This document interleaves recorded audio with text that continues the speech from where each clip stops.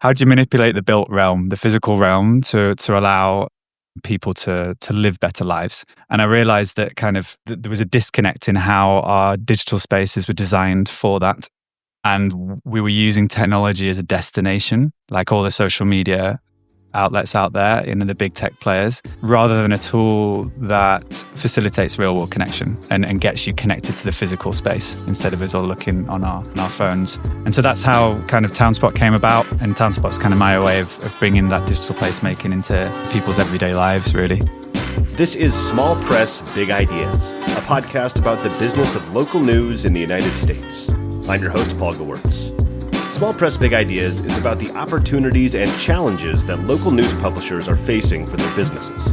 I'll sit down and talk with journalists, entrepreneurs, nonprofit leaders, and more in the local news industry to find out what's working, what isn't, and how the local news ecosystem can innovate and flourish in the 21st century.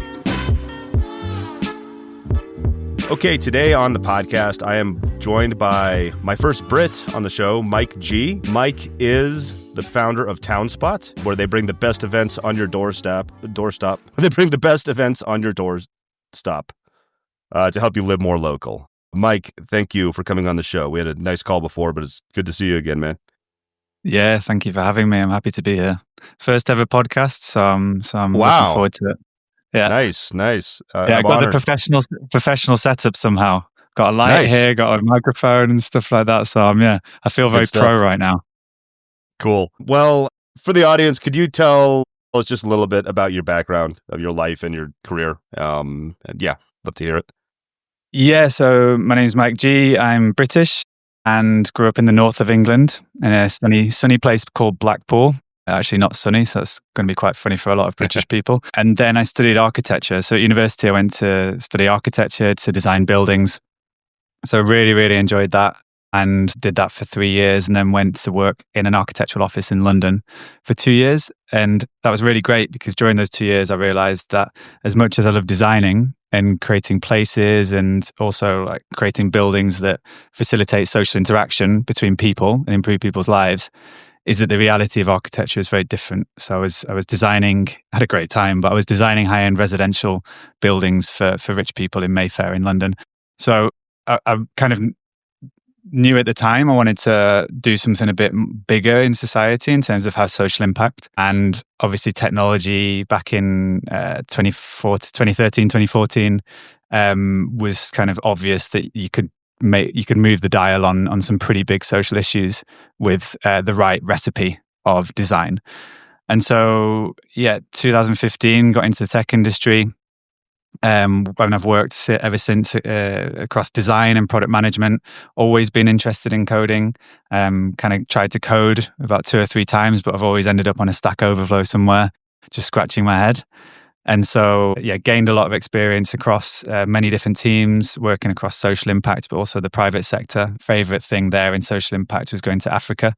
So I design apps in London and go to Kenya in the countryside and user test with teachers. Awesome company to work for back then.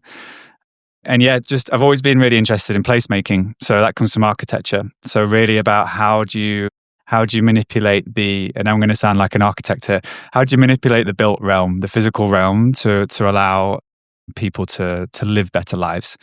And I realized that there was a disconnect in how our digital spaces were designed for that. And we were using technology as a destination, like all the social media outlets out there, the big tech players, rather than a tool that facilitates real world connection and gets you connected to the physical space instead of us all looking on our phones. And so that's how kind of TownSpot came about. And TownSpot's kind of my way of bringing that digital placemaking into people's everyday lives, really. Yeah, I was going to say that kind of connects some dots on what the audience will find out about TownSpot, getting into the building things, the social impact stuff, all that. So what, maybe not so much what is TownSpot, but what was the kind of origin of TownSpot? I don't know if that's what it was called right out of the gate, but how when it launched, what did it look like? How has it morphed? Just tell me. Let's just go back to the founding. Like when you started TownSpot, what was that process like, and what was it originally? Yeah, I mean, I think with anybody who started a passion or an obsession like this, to start a company, it comes from many different streams. I think one stream was, the earliest one was growing up in Northern England and living in a town whereby it didn't seem like there was much going on at all. And that was really acute when I was at university, and unfortunately my grandma, her husband, my granddad had died, and I couldn't find any sense of community around. I mean, she found an art class to go to, and she was doing that, but that was the first time I ever dreamt it up. So there was a succession of different moments throughout maybe like 2010, like the last decade, where I thought there's something here. At the same time, I was doing electronic music events in London. So me and a good friend in London, when we lived there, were doing really fun evening parties called Mix Motel.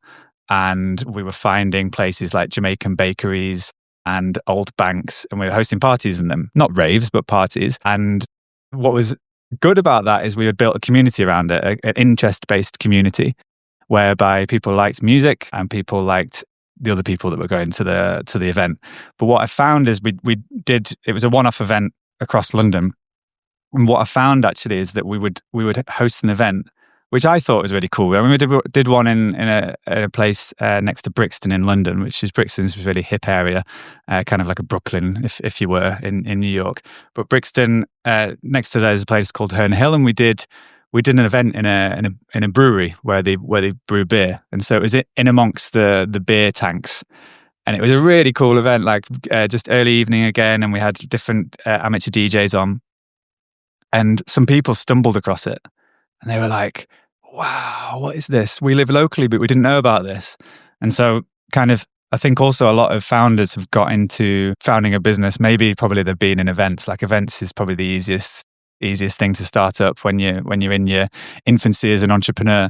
And so then I was like, okay, I don't really like this event stuff. Let's try and like abstract that up and see what we can do in terms of like get more people finding out what's happening, all this fun stuff which is around the corner. So the origin story really started in 2019 when I started up a really simple weekly newsletter in Kentish Town in London, which is just next to Camden Town, where Amy Winehouse is from. So just in that north part of London. And I'd got involved with the local community centre there, and I was just astounded that there were literally, I'd never been to an event in Kentish Town. Lived there for 2 years. I always just went from my house to the tube station to get on the tube and go to work. And yeah, I just like, when I saw all these different organizations and all these amazing people in a hyperlocal setting putting on all of these events, and there were hundreds of them, I just couldn't unsee it. And so I wanted to let people understand what was going on and find a way to bring all that fragmented information. And this, by the way, is not like Mike has discovered a long lost secret. Everybody's tried this. It's like Y Combinator calls this a tar pit, because it's attractive, you get stuck in there, and people get obsessed with it and are passionate with it. It's like a possession, I kind of call it to people. It's kind of like, I can't get out of it and I need to fix it. So basically I started this newsletter like everybody has done. Like there are a lot of local newsletters, and this is pre-COVID, and it was really cool to see that trend happen through COVID, whereas people were like, had a time to think about what was going on locally and has some thinking space, some headspace to think, okay, that thing that we used to all cherish and the bedrock of human life called community, how about I get connected to that? And so it really chimed well with what I was doing with TownSpot, and it grew quite quickly, that local newsletter. And it was just events listings, because I don't believe, I think, data suggests that event listings are the most popular things on local news websites. People always go on the what's on, and it's just something people want. So in thinking about design thinking in general, it's all about what you take away. Make things simple. Keep it simple, stupid. So as long as you take away everything else, then you just have simple event listings. We have an emoji next to the title, so there's no photos. So there's a democratization of, if someone's just popping up a yoga class and doesn't have access to a graphic designer in a yoga studio, is not up against someone who has really good graphic design skills and can produce a really good poster. So ran that newsletter for a while, but it's taken a long time to get to where it is today, because where it is today is that it's essentially a hyperlocal events platform. So as I mentioned before, I tried to code, 2 or 3 times, failed. And then AI comes along and it's sort of allowed people like myself to be, I was talking with a friend about this earlier, we've been absorbed by AI because we have all of these creative ideas that we've wanted to build for so long. And projects like TownSpot, even though Y Combinator call it a tar pit, I'm hoping now the economics have changed somewhat so that someone like me with enough passion that can come along and design skills, which is really important on a product sense, they can come along and they can build very cheaply a piece of software that really solves what I think, but I'm super biased, is a massive problem in society of disconnection, and especially as a lot of countries are talking about fragmented communities, about how to get the party started again. So how to get the festival started again in your area. It's as simple as that, I see it. People just need to meet each other. People need to be introduced to each other. Very simple. People just want to be told hello on the street. And that's it. And when that breaks down, I think that's the real synthesis of community in general. It's like once you lose that kind of cheery hello on the street, neighborly hello, and which America's pretty good at actually, that signals the health of a community for me. But it's kind of, I quickly realized after this newsletter that the problem was massive and there were loads of events happening. And I just felt like a super big duty to this day. And probably you can tell with how I'm talking about it and how passionate I am about it. That frustration grew into TownSpot. And I think like all products that evolve, it starts with you probably being pissed off at some point and really wanting to fix it. So there's, I'm kind of riding solo on this at the moment and kind of doing full end-to-end software development. And how it's evolved since is that if you can imagine that it's a calendar, a hyperlocal calendar, that's kind of our tagline, a hyperlocal calendar that you go on and it just shows you the events in your area. It's not like an Eventbrite or where it's just events and you don't really know where they're happening, but it has this, I think intimacy is a real big part of the concept. It's like everything that I design for this, it needs to feel like a neighbor sending you a message, showing you what's on, and it needs to feel really hyperlocal, which I don't think, and I haven't seen anyone catering for this. Yeah, it's and it's kind of it's really good. A lot of these businesses and everything, it's a lot about timing, and you hit the timing right on the head. Like you said, the pandemic kind of spurred a lot of the interest in people's local communities. Then AI came at the right time to help you push the thing forward in a lean kind of fashion and everything. So that's great. Excuse me. What does the reception looked like from people? You talked about those initial people that were like, "Oh man, I didn't know this was happening here." Like, how as the public reacted to it? So exactly that's the most common thing that I hear, and also just to reiterate again, this is not a common. This is a super common problem space that's a lot of people have tried to solve, and the reason why I say that I think that there aren't many other people trying to solve it in the way that I'm doing it is because, quite simply, I think they've just died out. And like you say with the timing, I've just been so bloody stubborn to stay in it for so long and get to where it is, and so for example, from the first few weeks, I knew there was something there because it was growing rapidly as a weekly newsletter, and people loved it. People were messaging me saying they loved it and when's it going to open up in new areas. We love that it's focused on all the locality. And then we did like a quantitative survey, which was like 93% of users said that TownSpot made them feel engaged with their community. 79% of people said it improved their opinion of the area. And 80% of people said it made them participate more in the local economy. And when you get stats back like that, then it becomes even more of a crusade because you're like, okay, there's something here on a human level, like a human design level. Let's work back from there and work out what the back end of the business is like. And so we've had support and backing from Camden Council in London. So that's through a one-off funding pot. So that's grant money. And so that's allowed us to open up in 3 areas in London, in Camden Town, Belsize Park, and Kentish Town continued. But also those grant fundings are great.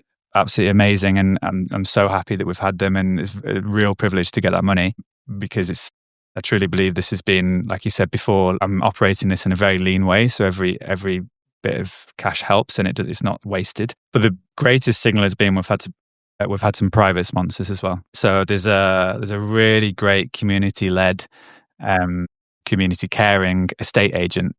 I don't know if you call them estate agents in the US, or lettings agent, or the people that rent and sell property. Real estate, I think it's called in the US.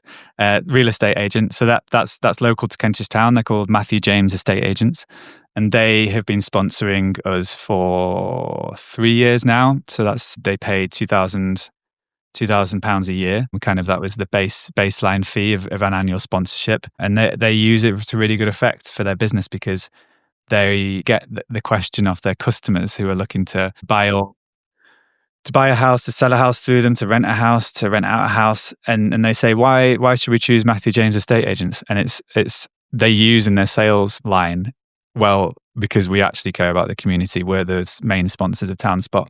And so that's an annual sponsorship. Their logo is on the website, on the calendar, is sent out on the weekly newsletters, and they get a lot of exposure. In the same way, I live around Ela in Manchester in Northern England. They are a residential management, again, community-focused group that's backed by a property developer who's built a buy-to-let 373-room or apartment building in near the Northern Quarter in Manchester. And for those of you who don't know if you don't know what the Northern Quarter is, it's a very hip area in Manchester. It's got a lot going on, a lot of comedy, a lot of culture. And I think if you lived there, you would feel quite disconnected, because you get a lot of tourists coming in. But we have subscribers to that calendar now who get the weekly newsletter, and for sure they're enjoying it, and going on the iOS and Android app that we have and looking at the events on there. And so it's just I've intentionally kept it small up until now. This is probably why after 6 years, it's the first time I'm doing a podcast. I'm not a big believer in talking until you've got something. And so I've just seen these minor signals from all different parts of the market, I guess, to say this could work. This, you've got money coming in from a private sponsor, you've got public funding, there's validation on there. And so I'd say there's belief on both sides of that kind of funding model. So yeah, the reception's been really good. And it's been, just to round off on that, TownSpot's been a victim of its own from that weekly newsletter at the start. We did a survey recently, and I don't know the exact stats. I think about, let's say 200 people responded. Let's say 170 odd or something said that they just want the weekly newsletter. A small percentage of them said they actually go on the calendar and check all the events. But that's their way in, and it's also this aha moment that they have, where they see this hidden festival uncovered around them. They see on the calendar, they're like, wow. It's kind of like a you don't know what you don't know problem. And it's like, if you don't know these things are happening in an indoor culture that we live in, then you're never going to find them. You're never going to do them. So it's kind of been a victim of our own success, and I've just worked it back from there, trying to work out the financials.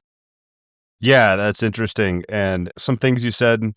First of all, it reminded me that I completely misspoke. You are not the first Brit who's been on the show. I completely forgot, because there's some similarities to kind of what you were talking about to the other two Brits I had on the show a little while back. Okay. Mark Riley and Ed Daniels are their name, from Madison.ai. Okay. And they have a project called Hannah, which is hyper personalized autonomous news agents. Okay, nice. They're actually, you should probably talk to them, because it's pretty similar. Yeah. They're building an AI platform to build local newsletters as well.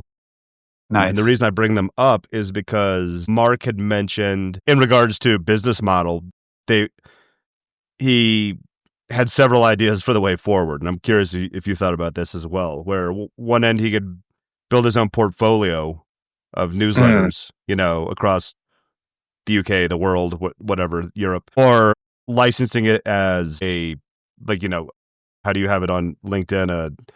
I lost it. Hyperlocal calendar platform. Have you thought of licensing that side, the calendar platform, to, say, traditional local media organizations, where they could have it on their website? Have you looked into that at all, or thought about that? I think that's probably yes. I've thought about that. It's probably a future thing that might come in. if the main vision doesn't work. And I think that I think there are a lot of really good.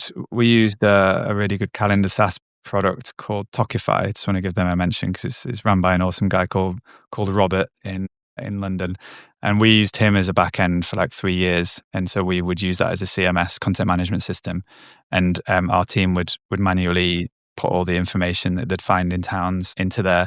So I think there's a lot of like calendar SaaS out there, and it's quite a crowded market. And also, it's just not. It doesn't get me going. So it doesn't. Right. It's interesting.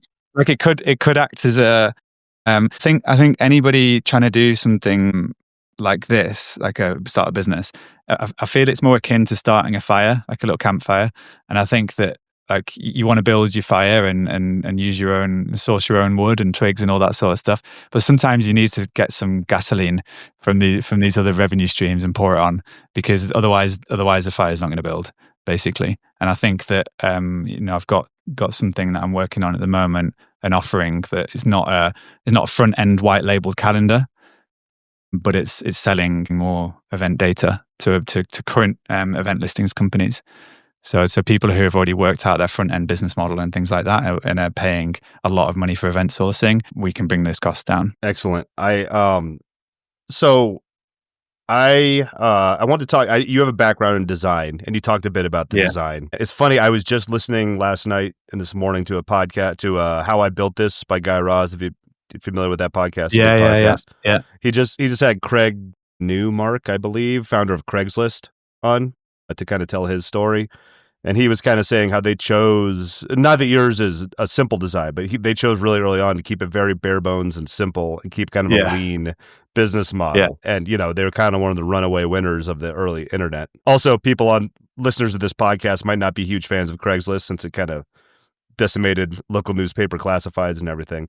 But, I would like to talk about the design of it. And I'll link to TownSpot.co in the show notes if anybody wants to go check it out as they're listening or anything. But I'd love to hear your thoughts on the design of how it looks now. I love the way it's very, sorry, it's early here. I can't think of the word. It's very easy. It almost reminds me of like an Asana or something like that, where you kind of see your workflow through the day. It's very simple and easy to absorb. Like, these events are happening at this time on this day. Has it kind of been this kind of structure from the get-go, or what's gone into thinking in design of the platform over the years? I'm laughing. I'm about to go in on the current local offerings that are on the internet. So basically, the design. So if you look at a lot of platforms that are available at the moment to local residents, Facebook has done a fantastic job of this, and Facebook still works really, really well in the areas that Facebook is still used by the majority of the population. So I'm thinking like Denmark, and I know that in Belgium people use it pretty well. And so Facebook events work really well for communities, and people find out about stuff on there. And I think unanimously across probably the world, the people like passionate local admins have started up Facebook pages just because they want to do something better in their community. However, and this is also next door. However, the way that's designed and the free-for-all that is allowed on there, and because humans have negativity bias and we just spiral into negativity, unfortunately, evolution wasn't kind to us in that way. It just descends into lost cats and bad parking, let's be honest. And so people just get disillusioned. So they'll join them, they'll go on there, and it'll just be useless information for them.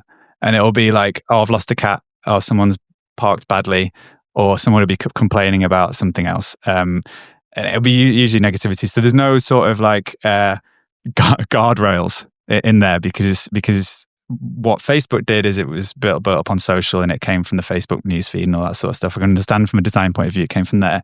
Next door, from what I can see, is they looked at how successful local pages were. By the way, Nextdoor is an amazing platform. They've done an amazing job to get to the scale that they've done.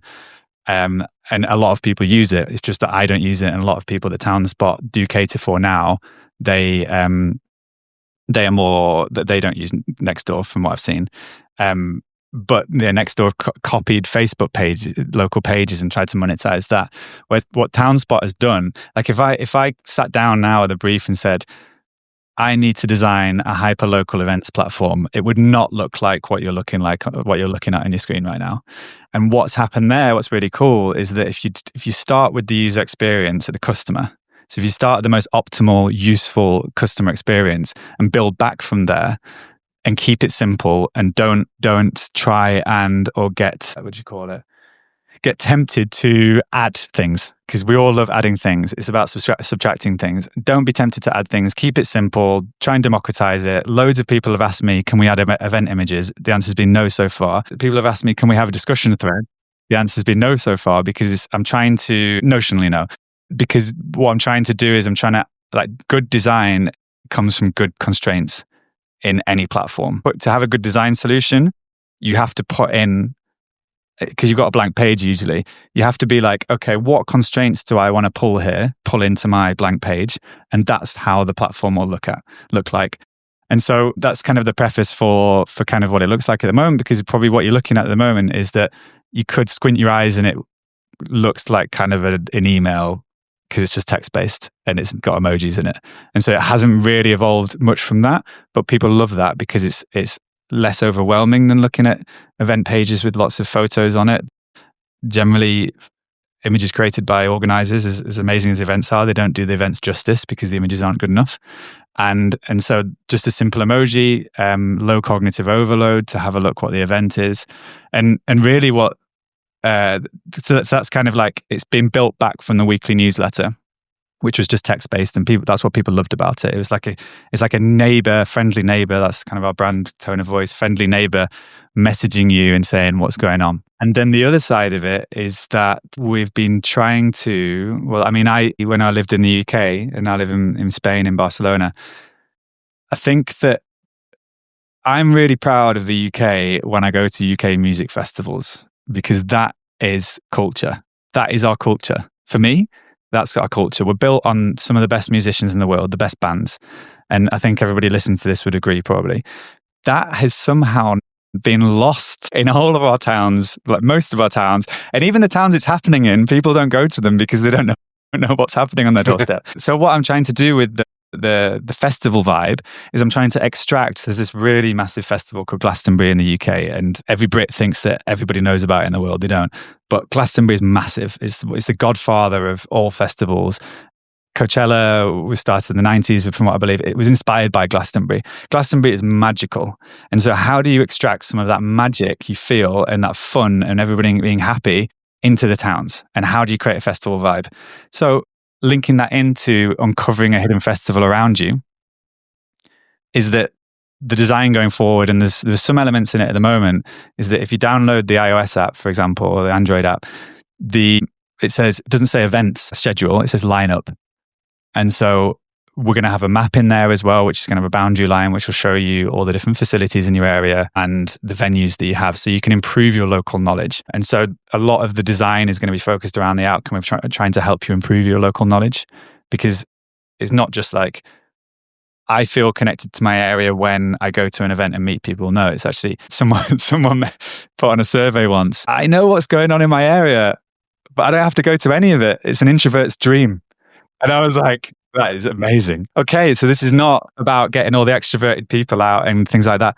It's just giving the people the agency and knowledge to know that they can go out and go and do these things. And really, like I said at the top of the conversation, the digital tool facilitates the real world connection. And as long as you can keep it tool based and not like optimized for time spent on there as much, but then keep the resident in the loop with this automated weekly newsletter that goes out, because the calendar gets filled up by a local admin, and then the automated weekly newsletter goes out. So it's kind of like trying to automate the process of weekly newsletters, but with a human in the loop, and the calendars, in the same way that local event Facebook pages are built, managed, an admin, because they want to improve their area, because they want to have some fun in their area. They want to be more hyper connected, because when you're an admin, you're actually hyper connected to the area, because you're the one looking at what's going on and putting it in the calendar. you can set up a TownSpot calendar for free. And that's kind of the model. That's the kind of play on that side. It's like, let's get these calendars into as many towns across the world as possible and see what happens and have a bit of fun. Because the costs aren't that much. Like, it's just me. And so if I can just kind of cover my costs on a personal level, then I'll just build this thing and just keep going. And really, like, the way it looks online, yes, that's cool. It's the design and stuff like that. But really, the feeling of TownSpot is that I'll tell you a little story about when I first felt like this is probably a good thing to pursue. I'd lived in a house in Kentish Town in London for 2 years.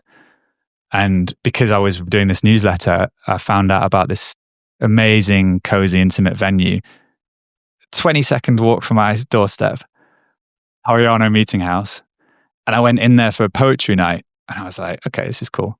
I thought no one was going to be there. Packed. It was absolutely packed to the rafters of people. And it was just like such a magical night.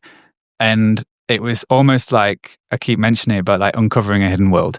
And I was like, wow. And so that feeling, I want people to feel that. And as soon as you feel that and you're like, okay, I can start doing stuff and I feel in the community. And I spoke to someone at that event and I was like, oh yeah, you're local then? Are you from here? It's like, oh no, we're from Hampshire, I think they said, which is, for context, about a 2-hour drive away. I was saying, so there's this amazing event happening 20 seconds from my doorstep. I've never been to it. And I actually went back to my house to go to the toilet in the interval and then came back and I was like, yeah, I've just been home. A bit of a flex. I need a sandwich. I'm going to run home real quick. Yeah, exactly. You want to use my toilet? Yeah. So then basically, so I was just, super, I think anything at this level, when you're trying to create a good product, it's more about designing that physical feeling, what like emotional feeling that someone has when they do something with your product. It's not just what it looks like. And I'm not super proud with how TownSpot looks today, but it's kind of still in beta mode, I'd say. It's coming out of it, but we're onboarding some admins at the moment who want to run it in their areas because they use a Chrome extension called Super Spotter, which allows them to scrape events easily. They like kind of tap through all the event website sources and then they'll be able to load that in, and it's like next event sourcing time, which is awesome because it's brought our costs down massively. So yeah, just a really exciting time to be building. I can have me to have these skills to be able to run a full end-to-end software house and build this thing that I've always dreamt of. That's awesome. The phrase that stuck out to me talking about the design is the low cognitive overload. Because it is when you look at it and it's just, Oktoberfest with a couple beers emoji next to it. Yeah. Cult with a guitar next to it. Probably not a different kind of cult. Cult with a K. And it's just very like, what am I interested in? So my next question, and you just kind of talked about this, so maybe I'll kind of pivot it a little bit, was going to be about sourcing these events. Because that seems to me to be the highest time constraint on your end. And you said, I think it was Super Sourcer that you use. Any other tips or tricks? What is it? Yeah, Super Spotter. Super Spot, yeah. From TownSpot. It's called the Super Spotter, or it might just be called the TownSpot Chrome extension. But internally, it's called Super Spotter at the moment. Okay, it's having a bit of fun. Any tips on sourcing these events? Other tools you might use, and also I'm curious about the local admins. Well, let's just break that into two. Any other thoughts on sourcing events besides kind of that tool? Is that kind of the main go-to now? Yeah. So essentially, we just use that internally, and it's just something that I've created and designed over the past 2 months. And I'm just feeling all the pain of event sourcing. Like, it's a real chronic pain point in anyone who's tried to do this, and probably why people aren't doing it anymore. It's because up until now, I'd say with this Super Spotter, event sourcing has been the worst thing of the whole business, because I think it averages around like 3 to 4 minutes per event, copying and pasting, high cognitive load, a lot of context switching. Everyone who I've spoken to who is running events, listings, websites, we're all doing the same. So spreadsheet, venue, website, URLs in a spreadsheet, click in one, copy and paste into CMS. So everyone's still doing that. And you can spend a lot of money doing it, and it's a real big cost because it's a human cost, and it's 3 minutes, and you can have, I think in the Northern Quarter, for example, we just sourced 2 weeks ahead, so they have like 213 events going on, so it's quite a long time to do it. It takes like a full day basically to make sure that you've got the quality right. And so people in their spare time as a side project can't do that. And then if you're paying someone, it's becomes quite costly per month. So what we've done now, so I mentioned Talkify before. We were using that, but that's just a calendar SaaS platform, and we were essentially using that as a CMS backend. And we were pressing a button and it would update our database. Now it's all connected, which is great because we're going to soon allow people to spot their own events, whether they're the organizer or they just want to share a link on the calendar for other people to enjoy if you've seen a poster in the community. So more user generated like that. I think that's where we want to get to. Once the fire is being built up a bit more in a community in terms of like starting the fire, getting subscribers in there and generating activity. But now like the Chrome extension, we alleviate context switching because all the sources are loaded in there. You just basically just tab through them all the sources, and then you have different ways to lift the information off the page. Still a bit of tweaking that's needed, but I spent 3.5 months when I realized I could code, thinking that I was going to create the local events database of the world. Maybe not of the world.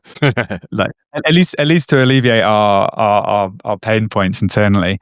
And what I found is that you just build like a fully automated. Like, there's probably a lot of people thinking about building fully automated scrapers right now, and it's what I keep saying to people. It's like what I learned from that is that the human still has to check it at some point in the workflow if you want good data quality. What I'd built and spent 3.5 months, it was pretty good, pretty comprehensive, and pretty hands off. You still were getting errors, and so it's even more frustrating. And then it's like you get uneasy thinking, well, if this is wrong, what else is wrong? Mm-hmm. So the workflow didn't make sense. So I was like, okay, let's build a human in the loop check at point of entry scraper. So that's what the Chrome extension is, and it's working wonderfully. So it's kind of don't replace the human with the robot, give the human robot arms. And so and I think a lot of people have probably tried to do full automation and realized it's not. Some things it's good, but for this, don't think it works. And from the outside, another funny thing in terms of events is that, so you mentioned that company before who were doing AI generated newsletters. Venue websites are horrible. They are horribly laid out. They're all different, and you have a multitude of different ways to display that information. So it could my worst one that I've seen and I don't like is that when people they'll create a calendar of events, let's say for like we're in September now, or coming into October events, and they'll create a calendar and then they'll just screenshot it and put it on their webpage. It's like rammed full of events. Yeah, how is like I just don't see like all these AI models by the top big tech companies are amazing, but I don't think they have the incentive to get to build full scrapers like that, and also websites are blocking these LLMs from accessing them. So so what I've realized is you can get 70, and I do this in Barcelona. You get 70 to 80% of the way there with setting an AI on a bunch of URLs and saying like, give me the list this week. You can do that. Anyone can go and do that now, but it gives you a high level overview of what's going on, and sometimes it gets it wrong because it can't access this data. And so it will give you an indication. And I found events in Barcelona, my local neighborhood, that I've gone to using this method.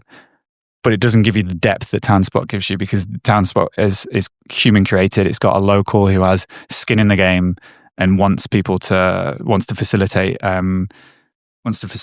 like events or like the calendar in their area because they are passionate about their area. And what I realized is that if you're managing that remotely, you walk around the neighborhood, and it happened to me yesterday because I'm just about to launch it in my neighborhood here because you must use your own product. I was like, oh, that's a new venue. I didn't realize, oh, that's closed down. And this information is not online. And so it's like, it's kind of similar to sports events where like an American football or whatever, there's no automation in how that information gets in there. It's literally a human pressing a button. That's how it happens in football stadiums in the UK. There's a really popular app that people use called Live Score in the UK. And I met the guy who does the data for that. And he's like, oh, no, it's just someone with an iPad with two big buttons. And I was like, the data has to come from somewhere. Yep. I think it's to try and solve such a human problem, it's weird to take the human completely out of it. And I think that having these local admins, let's see how it goes. But allows the local admins to use the super spotter, get hyper connected to the area. At the same time, they understand what's happening in their area because they've looked through it all. Then they're able to share it with everyone else, and so they're sharing the good stuff with everyone else. Yeah, it's turned what it's done, which is amazing. It's turned from my big sigh at the start of this little speech and feeling that pain into actually a positive experience. It's actually quite nice to sit down with a cup of coffee or tea or whatever you want to do every week and spend an hour just flicking through some websites and letting AI lift the stuff and put it in the database. And then your automated weekly newsletter goes out. You don't have to touch a MailChimp. You don't have to touch anything. It just goes out, and there's an algorithm there that's built up from the success of the TownSpot weekly newsletter, where it'll include kids events, old people events, not just music and comedy. And so it really caters and gives you a feeling of the pulse of the community. It's this happening. Yeah, that there has to be human in the loop. That seems to be the trend, the way the space is going, and I don't know if it's ever going to not be that way, especially with local events, local media, stuff like that. One last question. So you talked about the human element and these hyperlocal admins. I'd like to hear about that. Who are these folks and how are they? Is there like a compensation structure? Are they on a part volunteer basis? What's that? How does that work? Yeah. So I did have a mad idea that they would pay TownSpot and do the work. You've got to try, right? It sounds like that didn't work out. Yeah. Yeah, no, it didn't work out. But you've got to try it. You've got to try it. And so that was one business model that I cooked up. Feedback. You have to listen to feedback. So imagine. I think the best way for people to imagine is that the people who run the local Facebook pages at the moment, there are admins there. Why did they start it up? Why do people start up Telegram channels? These kind of things. They don't get paid. And actually, with Facebook local ads, Facebook don't offer an easy way for them to monetize it and to offer ads, local ads, and things like this. So that moves on to I think a lot about incentives that you have to do, because you realize that even though you're passionate about your business, no one else cares about you. And so they're basically, it's like, what's in it for them? So they get this feeling of understanding. They become hyper connected. They improve their local knowledge of the area. They basically organize all the digital information in their area in one place, which is awesome. It just gives them a sense of belonging and makes them feel at home. And then the magic number is about 500 subscribers, because when you go onto TownSpot, you'll see that there's a location selector. And then you have to enter your email and you get a magic link. But it's like signing up to a local newsletter, and then you get access to the calendar. So what a local admin's job is to do, if they want to, they build up to 500 subscribers, email subscribers, and that's a pretty healthy list on a hyperlocal level, because ads can be very effective from 500 onwards, I believe, and people start to take notice. 1,000 is the number whenever you say 1,000 subscribers to someone, people start to listen more. But I think you can start testing the water after 500. It's very easy to get 500 subscribers. We offer like the admins. We send like some marketing material to them, some digital stuff. So essentially what we kind of stole the idea from next door, which is just an A4 sheet of paper with a QR code on it, signed by the neighbor. And so local admins can print that off and post it around the neighborhood or post it through doors, whatever they think is going to be the best way to get these local subscribers. And then when they get to a certain number, that's when they can get an annual sponsorship. So for example, we have Matthew James estate agents in one area, we have a property developer in another area.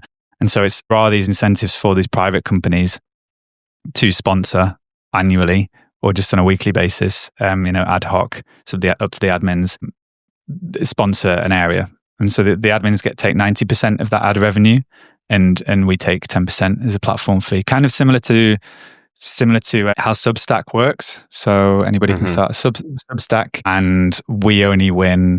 TownSpot only wins when the person doing the work wins. And they win more. That makes sense. The incentives are on all sides there. And yeah, I imagine it wouldn't be too hard to find sponsors. Like you said, local real estate agents, any local high-end business. I think car dealerships, I think, lawyers. Yeah. Maybe that's it. Maybe that's just a US thing. We're very litigious here. Yeah, maybe that's the thing. Yeah. And what I'm going to offer at the moment, I'm doing personal coaching with these admins because it's interesting to hear their feedback live and stuff like that. But there will be eventually like a how-to guide, like a playbook online available for these admins. It will show them how to it'll improve their skills because it'll show them how to build a business in their local area. It'll show them how to run social media adverts if they've never done that before. And we'll provide all the assets so they don't need to worry about design. They know the branding's there. And they know that the branding chimes with the hard to reach areas of society, which is generally 18 to 40. They're really hard to reach, that demographic. And so TownSpot, with its branding and stuff and this kind of like festival vibe, we're able to do it. It feels like something for them. It's like the people look at the app and they're like, oh, this is for me. It's for my area. It's got my sort of like more vibe, a Gen Z millennial vibe, let's say. But we have people from all ages looking at it. And yeah, it's kind of like I said before, it's the cold start problem of starting a fire in each area. It's like in the northern quarter, I haven't run any marketing so far, apart from within this residential building, which has 373 rooms or apartments. We haven't run any marketing outside of that because I'm just trying to see how much of a percentage of residents we can get on there to start off with, because that's the sponsor. It's obvious when you don't market something, they don't come. People don't come. You need someone to start the fire. Gotcha. To start the campfire and get the party started, basically. And when the party started, it makes a massive impact, and it's shown to make a massive impact in the areas we've done it in so far over the 6 years. Cool. I imagine it would be an interesting play, not for somebody just starting it up and running ads, but for like a local business to do on their own. Say I have a local digital marketing agency, and this is a marketing tool for them. However many hours to put it together, and then you have exclusive sponsorship for your local digital marketing agency, et cetera, whatever the business may be. Yeah, and I think as it evolves, like we've started with annual sponsors because it's the most, again, there's that word lean way of doing it, because it's just a conversation each year. But as the TownSpot platform evolves, it will add new revenue streams within those areas. Like, for example, we get a lot of requests of out of town events. So it's like, can you just put it on the calendar, please? I live in this area, but it's not in the area. Like, I want to say yes, but we just ruin the whole concept of it, because it's like placemaked within that area. So there might be a paid feature out of town, and it will say out of town label on it and stuff like that. These kind of like fun, humane, community level tags and stuff, which you can do now with design, because you can control the dev process. And then maybe TownSpot Pro, you contribute and you unlock some more features on the map or something like this, or like maybe we bring in. So it's kind of like TownSpot, as you look at it on the web, especially, it seems like one of those pin boards in supermarkets or something, or in your local community where people put flyers on there. I'd like to sort of find a way to digitize that a bit more and allow people to put up any notices, which will be paid. So an advert, essentially. And so all of this revenue will go to the admin, and then TownSpot just takes a fee. So It's kind of like really in its infancy in terms of all of this stuff. And I've got a roadmap in my head of where this wants to go, and it just needs to get done now. But the other thing is that I only have a certain amount of runway until February, and this is all personal runway that I've saved up from freelance jobs and working as a designer in big law tech firms, for example. And now we're offering a service, and this is like another part of the business, to scrape the event data and update your events listings website. So if there's anyone that you know or anything like that, any of the listeners know, that has an events listings website and is probably falling out of love with it because the event sourcing is so painful and expensive, then we can halve your costs. And so that's what I'm in talks at the moment with an events listings company in London. Hopefully that goes through. But with all of these things, it's a test. Just making it up as I go along, basically. And it's sort of, we can, like, our in-house team does all the event sourcing. It's an internal tool with a super spotter. And then we just press a button and it uploads to your database, copies it across your database. And then you can see it in your CMS just as if a human would have entered it, for example. And it's just making that API connection. So that's something we're exploring at the moment, because I want to continue working on this full time. And it's been ace because I've been able to do that for 7 months now. Got another 4 months before like the full runway goes. And then also like another offering is that if people want us to just run the TownSpot in their area, the calendar, and just get that party started, start the fire, then there's a monthly fee for that. And so we can just do it like we have done. That's our bread and butter. It's how we've been doing it. So there's those 3 different things, like local admins can start them up and we give them guidance and coaching. The other one is if you're an events listings company and you want the event data and he's that paying of event sourcing. But then lastly, it's like what we've done for a long time is like just pay us and we'll fill the calendar for you. Cool. Very interesting. But it's not. Yeah, but it's not a gold mine. It's not a gold mine because that's why Y Combinator again calls it a tar pit.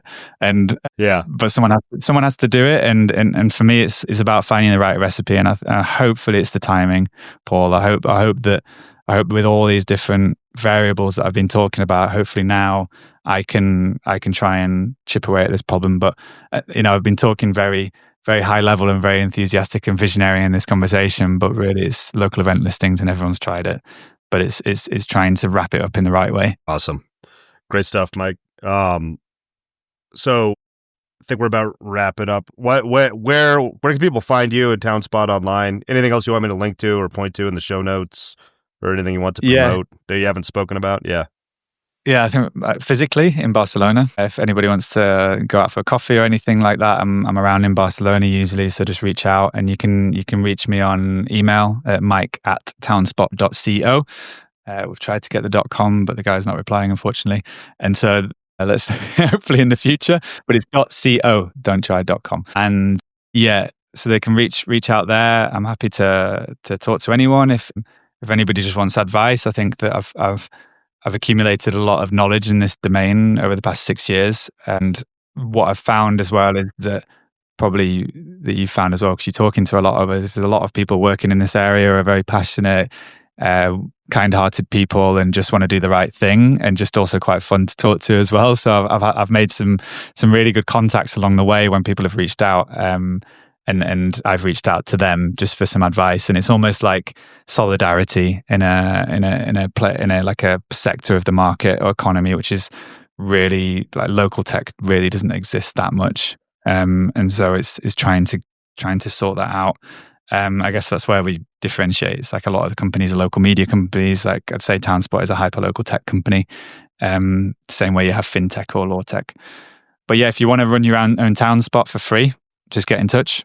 I can get you started like almost straight away. If you've got an event site and you want cheaper sourcing, you want to reduce your costs almost straight away, we just need to make that API connection, then get in touch. And then also, if you want us to run a TownSpot in your area and just fill your calendar, then we can launch the hyperlocal events platform in a box for you. So just email me.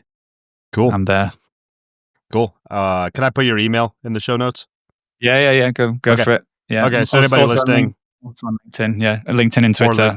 I'll link to all that and the websites we talked about and everything. So if you're listening, you can scroll down on YouTube, you can scroll down and find the links there. Cool, Mike. Thank you so much, man. This is great. Thanks for really awesome to chat. Thank you. Yeah. Cool. Awesome. Right, thanks, Paul. Yep. Thank you for listening to Small Press Big Ideas. You can subscribe on Apple Podcasts, Spotify, or wherever you listen to podcasts. If you'd like to help the show, the best thing you can do is to tell a friend or colleague and just take a few minutes to leave a rating and a review on whatever platform you're listening to right now. It only takes a minute out of your day, but it really does help the podcast grow and reach more ears. Check back for new episodes every Monday.